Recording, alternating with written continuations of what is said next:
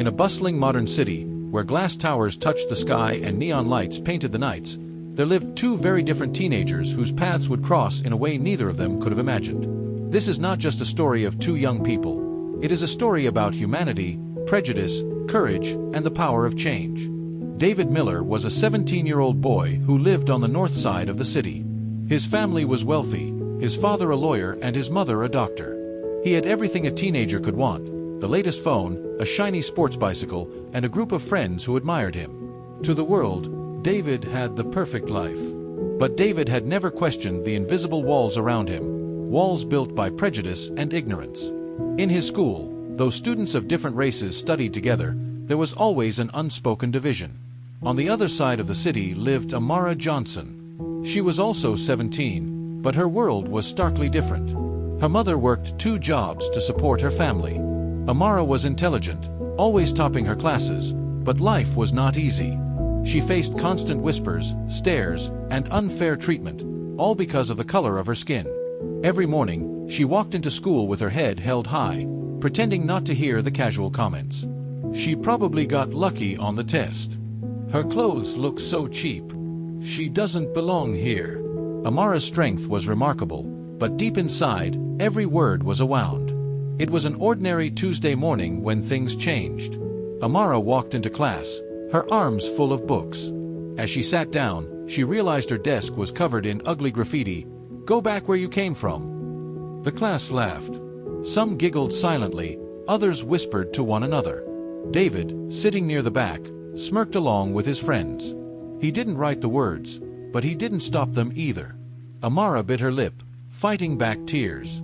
She quietly wiped the desk and opened her books. The teacher, Mr. Khan, noticed but said nothing at that moment. During lunch break, Amara sat alone under the oak tree outside, reading. David's friends dared him. "Go say something funny to her. Come on, show her she doesn't belong." David hesitated, but peer pressure won. He walked up and said mockingly, "Hey Amara, don't you ever get tired of acting so perfect? Everyone knows you don't really belong in honors class." Amara looked up, her eyes calm but firm. "Belonging isn't about what you think of me, David. It's about what I know I can achieve." Her words stung him. He laughed it off in front of his friends, but something about her strength unsettled him. A week later, the school library reported that an expensive tablet was missing. Rumors spread quickly. By afternoon, the principal called Amara to his office. "You were the last student seen in the library," he said sternly. "Do you know anything about the missing tablet?" Amara's heart sank. "No, sir. I didn't take anything. I was just studying." But whispers filled the hallways. "Of course it was her. Those people always steal. She doesn't deserve to be here." David overheard it all. At first, he said nothing. But when he remembered her eyes, calm, determined, unbroken, he felt a pang of guilt. That evening, David sat in his room, troubled. He knew Amara hadn't stolen the tablet.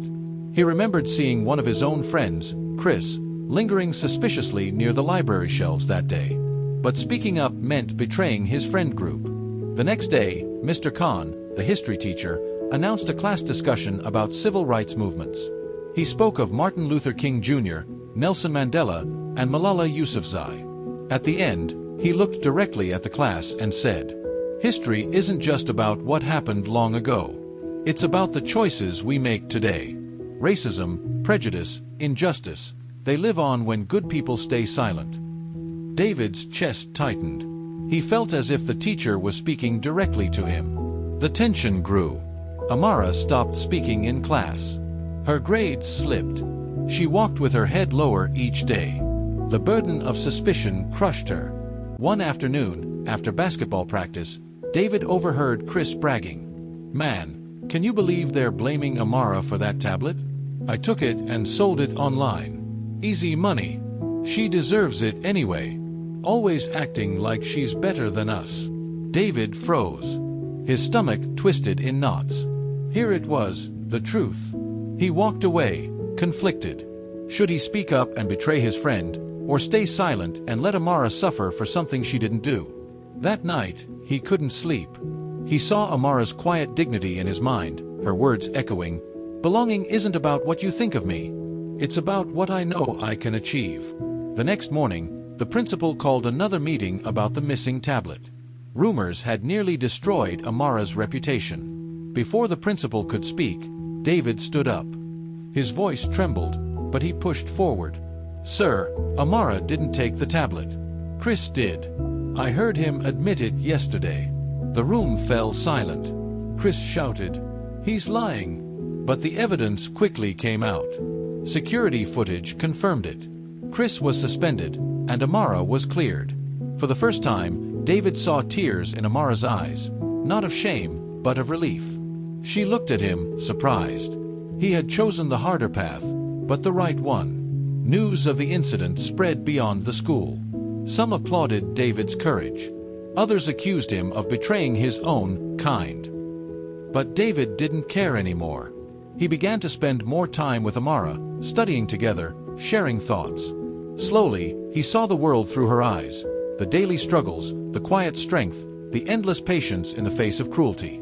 For Amara, it was the first time someone from the other side had stood with her. Their friendship became a symbol, small but powerful, that prejudice could be unlearned. Months later, a larger incident shook the city. A black man was wrongfully arrested in their neighborhood, sparking outrage. Protests filled the streets. Amara joined the march with her family. David, unsure at first, decided to go too. For the first time, he saw thousands of people, of every race and background, standing together, chanting for justice. When police ordered the crowd to disperse, chaos erupted. David and Amara were caught in the middle.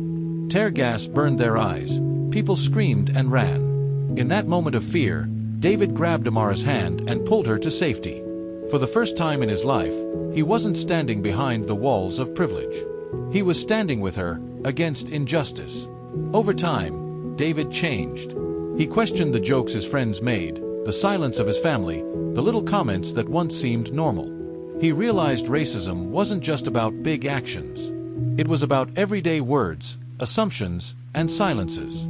And he chose not to be silent anymore. Amara, too, grew stronger. She began speaking at school assemblies, sharing her story. David often stood by her side, not as a savior, but as an ally who had learned to listen. Years later, when they looked back, both Amara and David realized that a stolen tablet had led to something greater, the discovery of truth, courage, and friendship.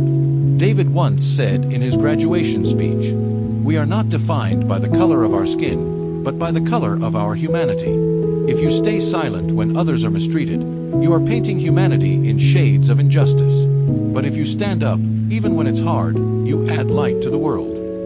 The audience gave a standing ovation. Amara smiled, her eyes shining with pride.